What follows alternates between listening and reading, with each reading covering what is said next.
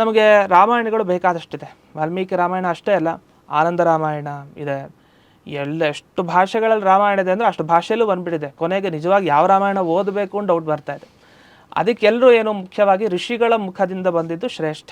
ಅದು ಯಾವುದು? ವಾಲ್ಮೀಕಿ ರಾಮಾಯಣ ಸದ್ಯಕ್ಕೆ ತೊಗೊಂಡಿದ್ದೀವಿ. ಆ ವಾಲ್ಮೀಕಿ ರಾಮಾಯಣದಲ್ಲಿ ಕ್ರಮವಾಗಿ ಅವನ ದಿನಚರಿ ಉಲ್ಲೇಖ ಮಾಡ್ತಾ ಬೇಟೆಯಾಡ್ಲಿಕ್ಕೆ ಹೋಗ್ತಾ ಇದ್ದ ಪ್ರತಿನಿತ್ಯ ರಾಮ ಅಂತ ಬರುತ್ತೆ. ರಾಮ ಬೇಟೆಯಾಡ್ಲಿಕ್ಕೆ ಯಾಕೆ ಹೋಗ್ತಾ ಇದ್ದ? ಇದು ದಿನಚರಿ ಒಂದು.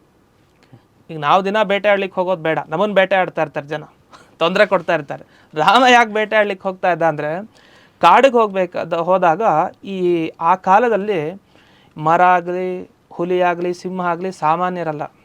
ಒಂದೊಂದು ರೂಪದಿಂದ ದೈತ್ಯರು ಹುಟ್ಟಿದ್ರು ಆ ಕಾಲದಲ್ಲಿ. ನಾವು ಕೃಷ್ಣಾವತಾರದಲ್ಲೆಲ್ಲ ಕೇಳ್ತೀವಿ. ಗೋಕುಲದಲ್ಲಿ, ನಂದ ಗೋಕುಲದಲ್ಲಿ ಪಶು ಪ್ರಾಣಿಗಳಾಗೆಲ್ಲ ದೈತ್ಯರೆಲ್ಲ ಬಂದಿದ್ದರು. ಕಾಳಿಂಗ ಹಾವು ಮತ್ತು ವತ್ಸಾಸುರ ಈ ಹಸುವಿನ ರೂಪದಲ್ಲಿ, ಹೀಗೆ ಒಬ್ಬೊಬ್ಬರು ಬಂದಿದ್ದರು. ಅವನ್ನೆಲ್ಲ ಬೇಟೆ ಆಡಲಿಕ್ಕೆ ಅಂತ ಕೋದಂಡಪಾಣಿಯಾಗಿ ಎಲ್ಲ ಶತ್ರುಗಳ ನಿಗ್ರಹ ಮಾಡ್ತಾ ಇದ್ದ. ಬೆಳಗ್ಗೆ ಎಲ್ಲ ಹೊತ್ತು ಏನು ತಿಂತಾ ಇದ್ದ? ಮಧ್ಯಾಹ್ನದ ಹೊತ್ತಿಗೆ ಭೋಜನ. ಎಲೆ ಸಿಕ್ಕಿದ್ರೆ ಎಲೆ, ಹಣ್ಣು ಸಿಕ್ಕಿದ್ರೆ ಹಣ್ಣು. ನಮಗೆ ಗೊತ್ತು, ಶಬರಿಯ ಸಂದರ್ಭದಲ್ಲಿ ಆ ಹಣ್ಣನ್ನು ಸ್ವೀಕಾರ ಮಾಡ್ದ.